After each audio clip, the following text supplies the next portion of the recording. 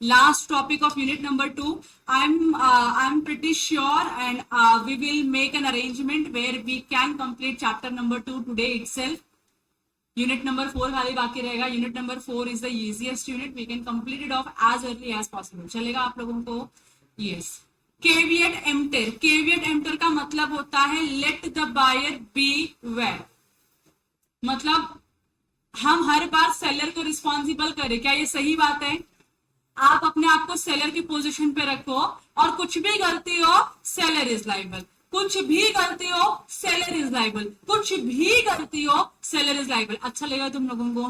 तुमको हर बार penalty, damages, free payment सब तुमको ही करना पड़ रहा है. So it doesn't look good ना.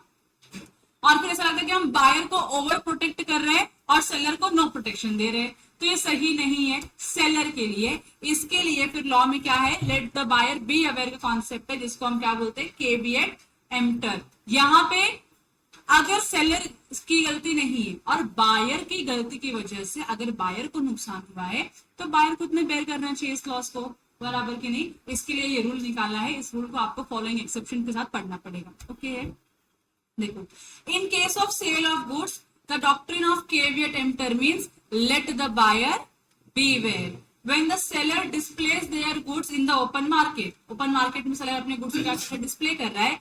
it is for the buyer to make proper selection or choice of the goods. तो मैंने एग्जांपल दिया, ये अंकल है, ये उनका आलू का गाड़ी है, अंकल बहुत सारे आलू लेके बेच रहे हैं, तो मैं चाहती हूँ मैं अपने हिसाब से आलू सिलेक्ट करके लेके आती हूँ और आलू गलत निकलता है, आलू सड़ा हुआ निकलता है, तो मैं रिस्पॉन्सिबल ना. अंकल को मैं क्यों रिस्पॉन्सिबल करूँ इसके लिए? क्योंकि अंकल ने तो अपने गुड्स को डिस्प्ले पे रखा हुआ है. आपको जो गुड्स ठीक लगे आप लीजिए, पिक करिए और खरीद के लेके जाइए, बराबर की नहीं. तो रॉन्ग चॉइस या रॉन्ग सिलेक्शन ऑफ बायर के जो भी इम्प्लीकेशंस होंगे वो सेलर के ऊपर नहीं जाने चाहिए, ये बायर के ऊपर ही लेने चाहिए कि नहीं, बराबर की नहीं. तुमने लव मैरिज किया, तुमने लड़की सिलेक्ट की अपने लिए या लड़का सिलेक्ट किया अपने लिए, और आगे जाके मालूम पड़ा तो खाना बनाने भी नहीं आता है, बनाने के लिए इंटरेस्टेड भी नहीं है, अब तुमको बहुत सारे झगड़े हो रहे तुम्हारे उसके बीच में, तो कौन रिस्पॉन्सिबल उसके लिए? तुम्हारे माँ बाप की तुम खुद ना. सिलेक्शन किसने किया था? तुमने किया था. तो आज उसका जो भी डैमेजेस होगा, जो भी कॉन्सिक्वेंसेस होंगे, वो बेयर कौन करेगा? तुम लोग ही करोगे, बराबर की नहीं. तो आप अपने पेरेंट्स को ब्लेम नहीं कर सकते, गलत लड़की दिखाया आपने, लड़की तुम ढूंढ के लेकर आए हो, अब गलत है वो तुम्हारे गले पड़ी है, तुमको संभालना है उसको. पेरेंट्स इसके लिए रिस्पॉन्सिबल नहीं होंगे. So if the goods turn out to be defective, he cannot hold the seller liable. आप उसको नहीं बोलते तू गलत, तू ऐसा खराब गुड्स लेके बैठा है क्यों? सेलर है वो सिलेक्शन नहीं करता है, उसके पास जो भी गुड्स आएंगे वो बेचेगा. अब तुम्हारी सिलेक्शन खराब है तो तुम रिस्पॉन्सिबल, सेलर रिस्पॉन्सिबल नहीं है. The seller is no way responsible for the bad selection of the buyer and the seller is not bound to disclose the defect in the goods which he is selling. तो goods में अगर कोई defect है जो वो बेच रहा है, उसके ऊपर कोई लाइबिलिटी नहीं है बायर को बताने की. क्योंकि अगर सेलर ढिंडोरा पीटेगा अपने डिफेक्टिव गुड्स का, तो डू यू थिंक कोई भी उसे गुड्स परचेस करेगा? नहीं परचेस करेगा, बराबर की नहीं. तो इसके लिए सेलर के ऊपर कोई भी लाइबिलिटी इंपोज नहीं करी गई है गुड्स का डिफेक्ट डिस्क्लोज करने की. समझा आप लोग?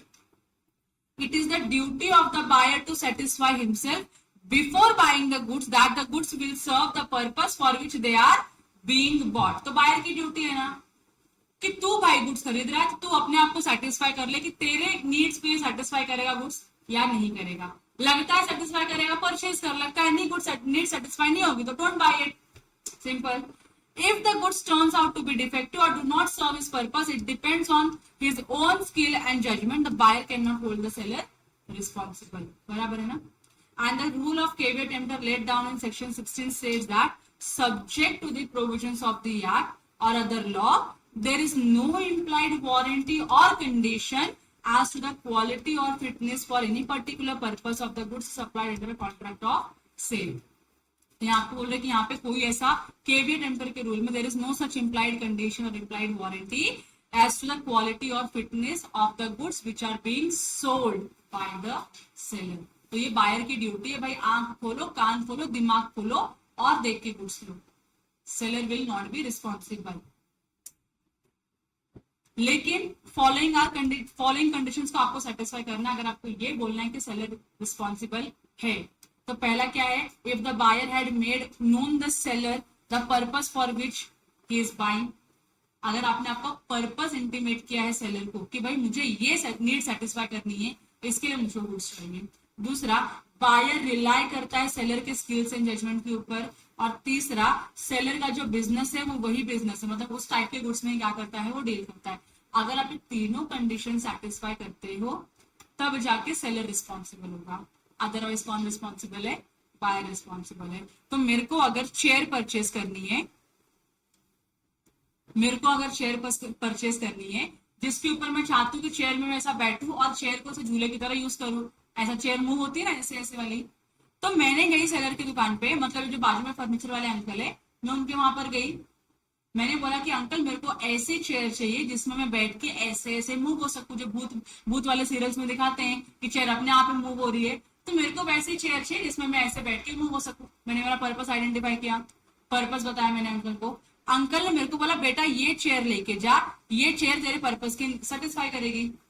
तो मैंने अंकल के जजमेंट के और स्किल के ऊपर भरोसा किया और मैंने अंकल ने बताए हुए आड़े चेयर को ले लिया, बराबर की नहीं। क्या अंकल सेम काइंड के गुड्स में डील कर रहे हैं, फर्नीचर वाले अंकल है, उनका काम ही चेयर सोफा बेचना, तो सेम काइंड के गुड्स में डील कर रहे हैं। अब ये तीनों कंडीशन अगर मैं सेटिस्फाई करती हूँ, कौन से तीन कंडीशन, मैंने मेरा पर्पस बताया, मैंने सेलर के जजमेंट और स्किल्स के ऊपर रिलाई किया, और तीसरा, सेलर उसी टाइप के गुड्स में डील करता है। अगर मैं तीनों कंडीशन सेटिस्फाई करती हूँ और मैं ये गुड्स को घर लेके जाती हूँ और ये गुड्स जो है अनफिट हो गया मेरे पर्पस के लिए, कौन रिस्पॉन्सिबल होगा, सेलर रिस्पॉन्सिबल होगा, बराबर कि नहीं। मैंने अंकल को बताया ही नहीं कि मेरे को चेयर क्यों चाहिए, ना मैंने अंकल के जजमेंट के ऊपर रिलाई किया, मैं अपने हिसाब से गई, मेरे को ये चेयर अच्छी लगी, मैं चेयर उठा के लेकर आ गई। अब वो मेरे जो भी नीड थी उसको सेटिस्फाई नहीं कर रही है, तो क्या अब मैं अंकल को रिस्पॉन्सिबल कर सकती हूँ, नहीं, क्योंकि मैंने अपना पर्पस बताया, मैंने अंकल के जजमेंट पर रिलाई किया, नहीं, तो मैं उनको रिस्पॉन्सिबल कैसे कर सकती हूँ। तो बायर खुद ही क्या होगा, रिस्पॉन्सिबल होगा इसके लिए। समझ में आ गया आप लोगों को। देखो अब यहाँ पे केस स्टडी है, पहले तो क्या लिखा है, A sold some pigs to B. A ने क्या किया, कुछ उसके पिग रखे हुए थे, उसने किसको बेचा, बी को बेचा। ए से पिग गया बी के पास। These pigs being infected caused typhoid to other healthy pigs of the buyer. अब ये जो पिग्स थे ये क्या थे, इनको इन्फेक्शन था, इन्फेक्टेड पिग्स थे ये, मतलब इनको क्या था, टाइफाइड था, ठीक है। अब जब बायर इस पिग्स को लेकर गया और अपने बाकी के पिग्स के साथ रखा, तो उसके जो बाकी के पिग्स थे वो भी क्या हो चुके, इन्फेक्शन हो गया उनको भी, बराबर की नहीं, कंटीजियस वायरस से फैल गया एक दूसरे में, और सारे पिग्स क्या हो गए, खराब हो चुके हैं। It was held that the seller was not bound to disclose that the pigs were unhealthy and the rule of caveat emptor will be applicable here. तो बायर सेलर के ऊपर स्यू करके ये नहीं बोल सकता कि तूने मुझको अनहेल्दी पिग दिया। सेलर क्या प्रोटेक्ट करेगा अपने आप को बोल के कि भाई let the buyer beware का कोई कॉन्सेप्ट होता है जहां पे ये बायर की ड्यूटी है चेक करके और एग्जामिन करके गुड्स लेने का। तूने गुड्स चेक किया नहीं या एग्जामिन किया नहीं और तुझको डिफेक्टिव गुड्स मिला, उसके लिए मैं रिस्पॉन्सिबल नहीं हूं। यहाँ पे सेलर रिस्पॉन्सिबल नहीं होगा, बायर को ही क्या करना पड़ेगा, ये सारे डैमेजेस और लॉसेस को बेयर करना। समझा आपको।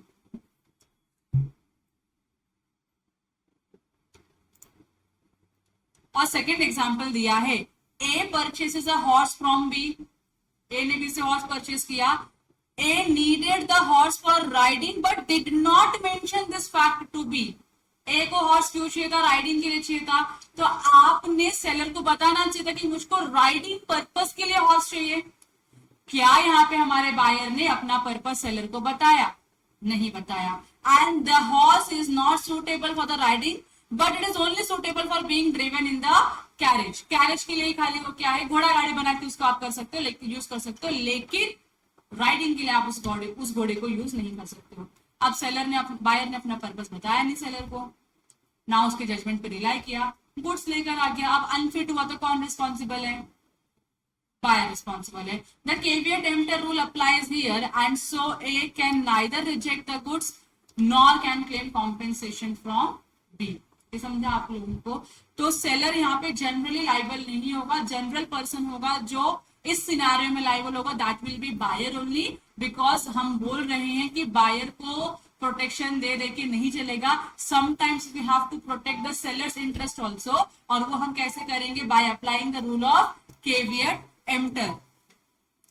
केवियट एम्प्टर का रूल अप्लाई करके हम क्या करेंगे? सेलर को प्रोटेक्शन देंगे और बायर को रिस्पॉन्सिबल करेंगे. यहां तक क्लियर है. लेकिन फिर आता है कुछ एक्सेप्शन, और ये एक्सेप्शन में देखो जनरल लॉ बोल रहा है कि केवियट एम्प्टर का रूल अप्लाई करोगे, बायर रिस्पॉन्सिबल होगा, सेलर रिस्पॉन्सिबल नहीं होगा. तो एक्सेप्शन सिचुएशन आप पढ़ोगे तो एक्सेप्शनल सिचुएशन में who will be held responsible? It will be seller only. मतलब ये सारे सिनेरियो में सेलर ही रिस्पॉन्सिबल है, बायर रिस्पॉन्सिबल नहीं है. तो पहला है फिटनेस एज टू क्वालिटी और use, where the buyer makes known the seller the particular purpose for which the goods are required. Buyer ने क्या किया? अपना पर्पस बताया कि मुझे इस पर्पस के लिए गुड्स चाहिए. So to as to show that he relies on the seller skills and judgement. Seller के स्किल्स और जजमेंट के ऊपर वो रिलाई करता है. And the goods are of that description which is in the course of seller's business to supply. और seller उसी type के गुड्स में सप्लाई डील करता है या उसी टाइप के बिजनेस में है वो.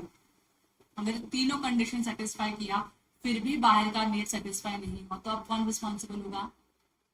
Seller. So it is the duty of the seller to supply such goods as are reasonably fit for that purpose. तो अगर फिट नहीं हुआ, पर्पस सेटिस्फाई नहीं हुआ, तो seller will be held responsible for this. पहला एक्सेप्शन क्लियर है.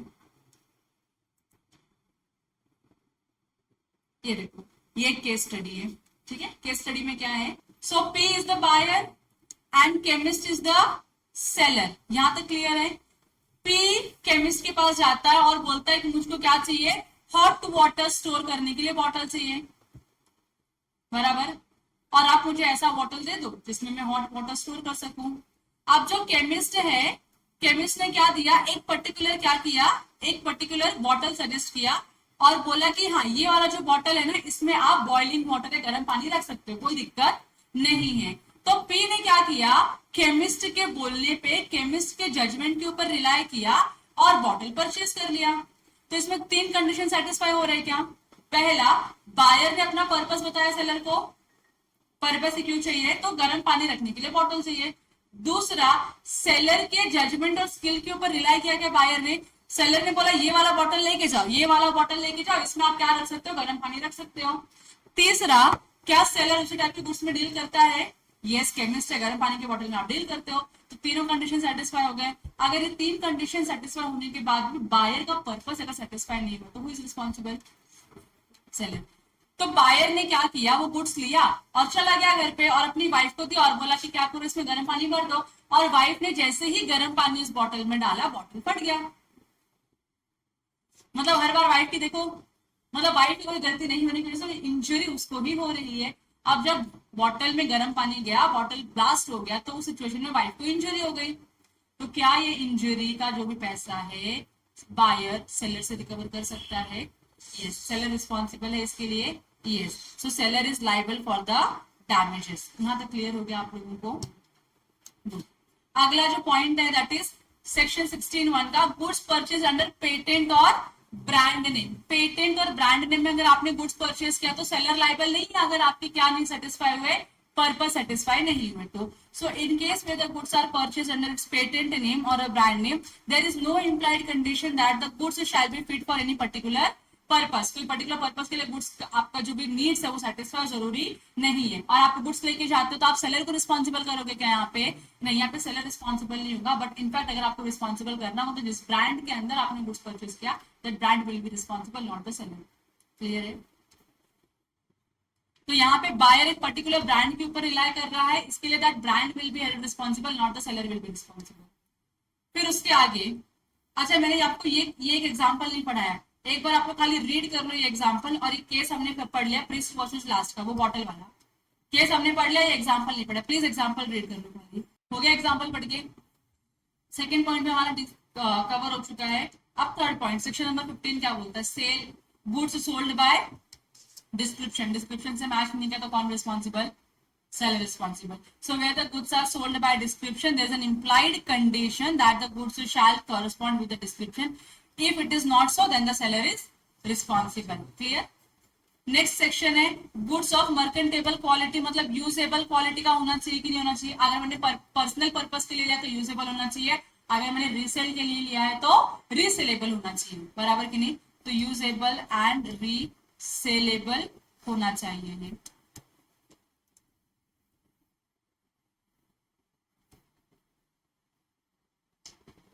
देखो, where the goods are bought by description from the seller who deals in that goods, there is an implied condition that the goods shall be of mercantable quality. goods क्या होना चाहिए, mercantable quality का होना चाहिए। and the rule of caveat emptor is not applicable but where the buyer has examined the goods। पहले तो आपको समझना कि caveat emptor का रूल एप्लीकेबल नहीं होगा कब, जब आपने सैंपल दे दिया है, डिस्पैच कर दिया गुड्स तब। और उसके बाद गुड्स क्या होना चाहिए, मर्केंटेबल क्वालिटी का होना चाहिए। आम मैंने मंगाया तो आम खाने लायक होना चाहिए, बराबर कि नहीं। तो इतना तो आपको सिंपल पता है। यहाँ पे कैवेट एंटर का रूल हम अप्लाई नहीं करेंगे, लेकिन अगर मैंने गुड्स एग्जामिन किया है, बायर ने गुड्स एग्जामिन किया है, रीजनेबल एग्जामिनेशन पे अगर डिफेक्ट समझ में नहीं आता है तो इस सिचुएशन में सेलर क्या हो जाएगा, लाइबल हो जाएगा। But where the buyer has examine the goods, this rule shall apply if the defects were such that ought to have not been revealed by the ordinary examination। तो अपना army वाला जो example था, shoes army के लिए manufacture करवाया था, बराबर की नहीं, और ऑर्डिनरी एग्जामिनेशन पे समझा ही नहीं कि गुड्स क्या फिट होगा इस पर्पस के लिए, पर्पस के लिए सेटिस्फाई, पर्पस को सेटिस्फाई नहीं करेगा। आगे जाने के बाद मालूम पड़ा कि हमारे पर्पस को सेटिस्फाई नहीं कर रहा है वो गुड्स, तो सेलर यहाँ पर रिस्पॉन्सिबल होगा डैमेजेस के लिए। ठीक है, कैवेट एंटर का रूल हम अप्लाई नहीं करेंगे। Sale by sample, sale by sample तो क्या बोलता है कि जो आपका बल्क वाला गुड्स है वो क्या होना चाहिए, सैंपल से कॉरेस्पॉन्ड होना चाहिए। नहीं कॉरेस्पॉन्ड हुआ तो, अगर कॉरेस्पॉन्ड नहीं किया या मैच नहीं किया तो सेलर, बराबर। फिर क्या है, goods sale by sample as well as description, तो दोनों ही मैच होना चाहिए, सैंपल से भी मैच होना चाहिए, डिस्क्रिप्शन से भी मैच होना चाहिए। दोनों में से अगर कोई भी एक कंडीशन फॉलो नहीं होता है, सैंपल से मैच हो रहा है लेकिन डिस्क्रिप्शन से मैच नहीं हो रहा है, या तो डिस्क्रिप्शन से मैच हो रहा है सैंपल से मैच नहीं हो रहा है, तो क्या बायर लाइबल है गुड्स को एक्सेप्ट करने के लिए, नहीं, बायर लाइबल नहीं। यहाँ पे सेलर क्या हो जाएगा, रिस्पॉन्सिबल हो जाएगा डैमेजेस पे करने के लिए। क्लियर है। ट्रेड यूजेज, यहाँ पे क्या बोला है, एक इंप्लाइड वारंटी या कंडीशन है कि एज टू द क्वालिटी और fitness for a particular purpose may be annexed by the usages of the trade. वो गुड्स क्यों यूज करना है या कैसे यूज करना है, वो उनका कुछ ना कुछ एनेक्शन या यूजर मैनुअल होता है, उससे आपको समझ में आ जाता है। And if the seller deviates from that, this rule of caveat emptor is not applicable. Purpose कुछ और है, आप गुड्स कुछ और दे रहे हो, मतलब डिविएट हो रहा है कि नहीं, डिविएशन डिफरेंस क्रिएट हो रहा है कि नहीं, तो इस सिचुएशन में सेलर क्या होगा, रिस्पॉन्सिबल होगा। एग्जाम्पल क्या दिया है, छोटा सा एग्जाम्पल है, बहुत ही अजीब सा एग्जाम्पल है, लेकिन सुन लो। In a readymade garment business, readymade garment पता है ना आप लोगों को, रेडी टू यूज कपड़े, there is an implied condition by the usage of the trade that the garment shall be reasonably fit on buyer। ये बहुत ही सिंपल सा कंडीशन है कि अगर मैं कोई कपड़े खरीदने के लिए जाती हूँ दुकान पे, सेलर जो मुझे कपड़े शो करता है वो होना चाहिए जो मेरे को फिट हो जाए। मेरे से झोला कपड़ा तो लेगा तो चलेगा क्या मेरे को, मतलब मैं इतनी बड़ी हूँ, मेरे को कपड़ा इतना बड़ा दे रहे हैं, चलेगा क्या। मैं इतनी बड़ी हूँ, कपड़ा मेरे को इतना सा दे रहे, चलेगा क्या। तो यहाँ पे क्या है, एक इम्प्लाइड कंडीशन है कि आपको क्या करना पड़ेगा, जो रीजनेबली फिट है बायर को वो गुड्स देने पड़ेंगे। आप अनफिट गुड्स उसको ना दो। जब मैं रेडीमेड बोलती हूँ, रेडीमेड गारमेंट बोलती हूँ, तो ऐसे वाले कपड़े जो मैं डायरेक्टली पहन सकूँ। आप मेरे को पीस ऑफ कपड़े लाके मत दो, समझा आप लोगों को। ये नॉर्मल क्या है, कस्टम है, ट्रेड है, उस टाइप के बिजनेस को करने का। और लास्ट में है, seller actively conceals a defect और इज गिल्टी ऑफ फ्रॉड। अगर सेलर क्या है, सेलर ने फ्रॉड किया या फिर गुड्स को क्या, गुड्स के डिफेक्ट को क्या कर रहा है, एक्टिवली कंसील कर रहा है। So where the seller sells the goods by making some misrepresentation और fraud and the buyer relies on it, or when the seller actively conceals some defect in the goods so that the same could not be discovered by the buyer on the reasonable examination। आपने misrepresentation किया है, आपने fraud किया है, आपने कोई भी fact जो है या फिर कोई भी मटेरियल इंफॉर्मेशन कंसील करके रखा है, छुपा के रखा है जानबूझ के, या फिर आपने कुछ इस तरीके से गुड्स को प्रेजेंट किया है कि जो डिफेक्ट है गुड्स में वो रीजनेबल एग्जामिनेशन करने के बाद बायर को दिखे ही ना, then the rule of caveat emptor will not apply, or in this case buyer has a right to avoid the contract and claim the damages. तो यहाँ पे caveat emptor को अप्लाई नहीं करो, क्योंकि आपने बहुत ही चालाकी से गुड्स के डिफेक्ट को क्या करके रखा है, छुपा के रखा हुआ है, तो seller will be responsible, not the buyer responsible. यहाँ पे क्लियर है। तो इसके साथ होता है अपना यूनिट नंबर 2 समाप्त। चलेगा आप लोगों को? Any doubts? No. So let's take a break of 10 minutes. उसके बाद we will start with the unit number 4. We will start with the unit number 4 after a short break of 10 minutes. और unit number 4 खत्म करके ही आज हम class को छोड़ेंगे। बराबर? प्रण ले रहे हो मेरे साथ? प्रण? ठीक है, चलेगा, चलो, बाय बाय।